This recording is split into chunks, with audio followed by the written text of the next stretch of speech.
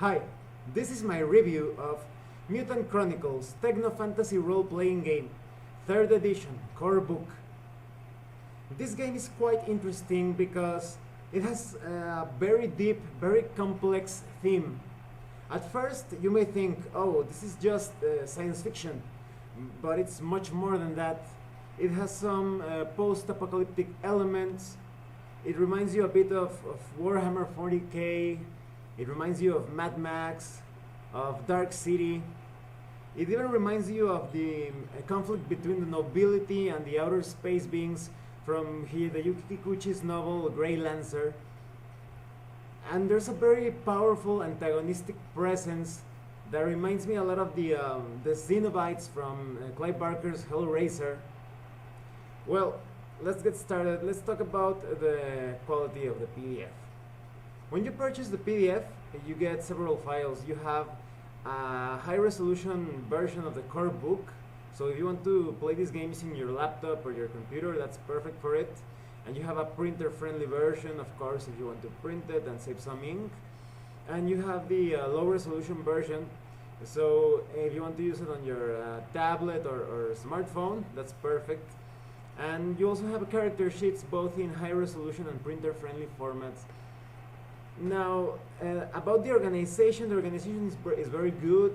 You understand how to run this game perfectly. Everything is very clear, very well explained. You have a virtual table of contents with hyperlinks, and you have bookmarks and index. You have great illustrations and very powerful thematic images. However, I do have a few nitpicks.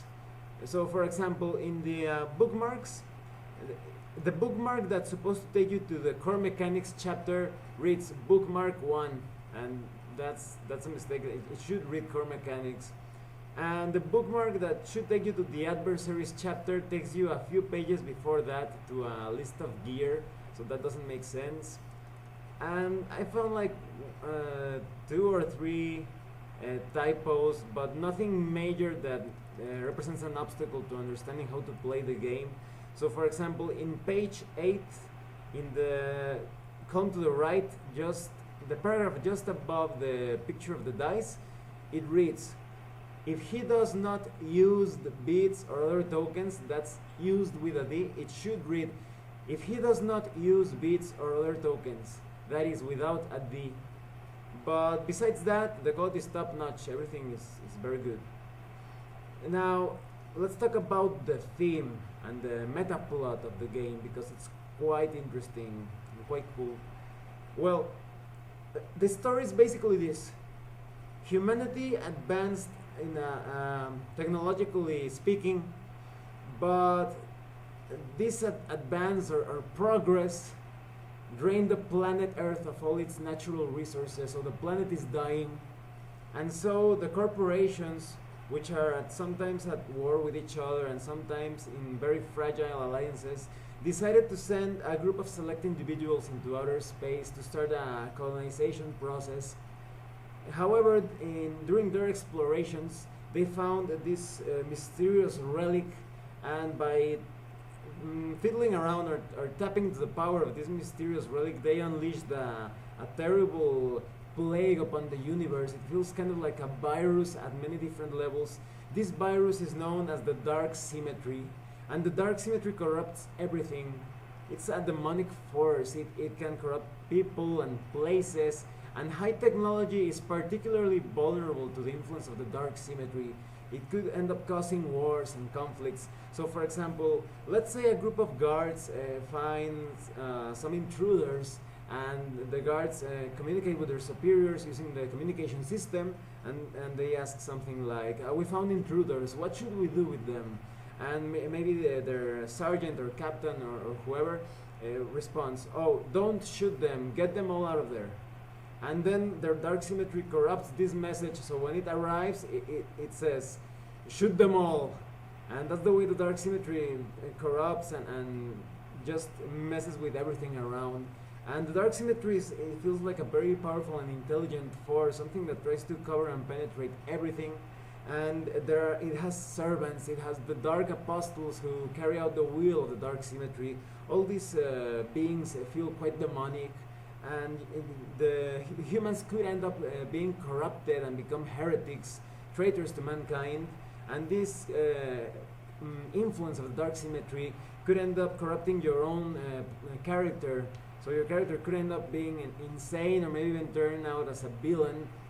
However, a lucky few characters could end up a bit corrupted, but just enough to still be in control of their actions, and at the same time they are able to use the powers of the Dark Symmetry, which feel kind of like black magic or dark psionic powers, with that destructive and corrupting feel to them. Even though in the game you also have powers of light that feel somewhat clerical with their blessings and protections, but at the same time they also can be quite destructive. They have they could end up causing, for example, a destructive telekinetic blast, and so kind of like that.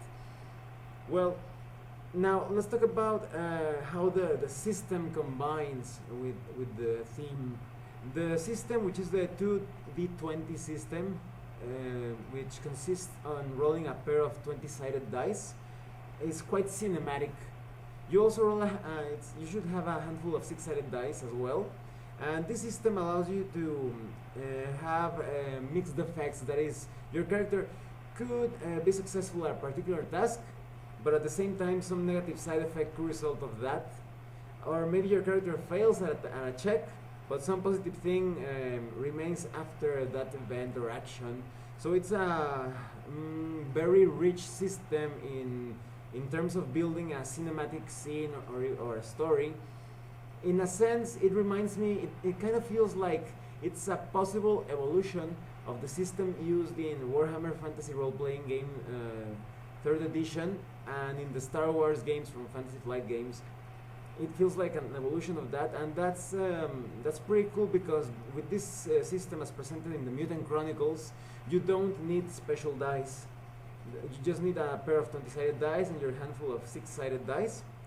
And Modifius has also released official 20-sided dice and 6-sided dice with the colors according to the theme of the game. So that's pretty cool, because that's an option. If you like to collect dice, the option is there, but you don't need to play the game using those dice. It's also handy to have poker chips or tokens of some kind, so you can track different points, and I will talk about these points in a few minutes.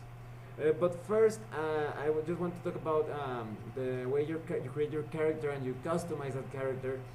This game uses a random life path generating system, so you can randomly determine where your character studied, the enemies and allies that character met along the way, and you pretty much create everything about that character's background and his skills and where he learned how to do this or that. But there's also an option to use a more controlled point-buy system, in which you can create the character that you want. If you have a specific concept, you can stop the randomness using this optional system. And your character will have these skill trees or specialization trees, so you will be able to focus your abilities in a certain path, or maybe you want more like a more generalistic approach. And the 2d20 system, consists on rolling a pair of 20-sided dice, and you try to roll as low as possible below a specific attribute and skill expertise. There's also focus. So for example, if you have a science focus of 2, if you roll 2 or less, you get additional successes. And that's great, because if you get more successes than needed, you will generate momentum.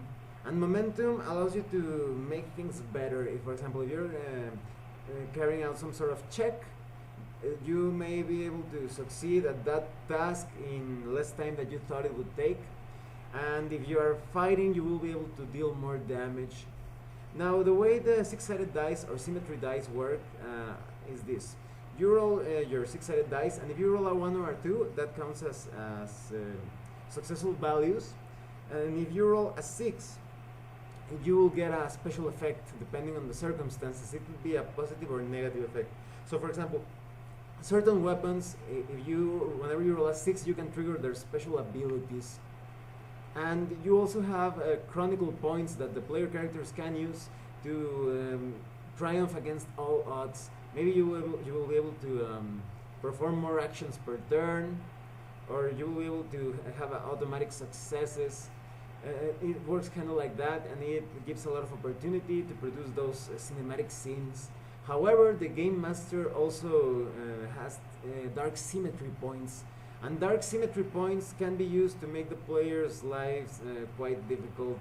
The player characters are going to be fighting enemies that have special powers that are only triggered when the game master uses these dark symmetry points, and these dark symmetry points are basically just tools to complicate everything and make the story more exciting and present interesting challenges. Now, the value of this game, of this PDF, is amazing. You have lists of weaponry, of armor, of vehicles of all kinds. You have normal looking cars and even some speed bikes. You have spacecraft, and you have galleries of NPCs to serve as allies and enemies. You have rules on how to create NPCs and customize them in any way you want. Everything is very well explained, and as I was telling you, just the content, it feels like a very complete game. It feels like they grabbed a player's handbook and a bestiary and a setting book and a game master guide and a gear and equipment guide. It feels like just they put everything together in just 496 pages. So Modifius, the company that released this game, really wants you to have a very complete experience. I'm going to be genuinely surprised if they release some sort of expansion, because it's going to be quite interesting to see how they can expand all this content, because it's just amazing. The value is pretty high. Now, I didn't really find anything negative about this game. This game is just amazing. You have a very detailed timeline of the event, so you can play your adventures in any time and place of the setting. You have a chapter for each of the corporations. So if you want to play, for example, in a game that has to do with the recent emergence of the Dark Symmetry, you can do that, or you can play further along the line. That's just great. It's a very cool system, and there are so many elements that just combine very well, very effectively together, because you have so many elements of science fiction and horror, and you have the opportunity to carry out all these heroic cinematic tasks and combat maneuvers, because combat is quite deep. Anything that you can think of that you can carry out in a battle situation, taking cover, destroying cover, knocking down your opponent, you can do this, and you feel like no single element takes the spotlight away from all the others. It's a very good game. You really must get this, especially if you want to put a different twist into science fiction, and the way everything feels futuristic and modern, and at the same time the characters in the setting avoid using high technology, because it's quite easy it falls into the corruption of the Dark Symmetry, and they use this technology that feels obsolete or retro. So that's a very cool feeling. I highly recommend that you get this game. You won't be disappointed. Well, thanks for watching my review. If you have any comments or questions, please let me know. See you later.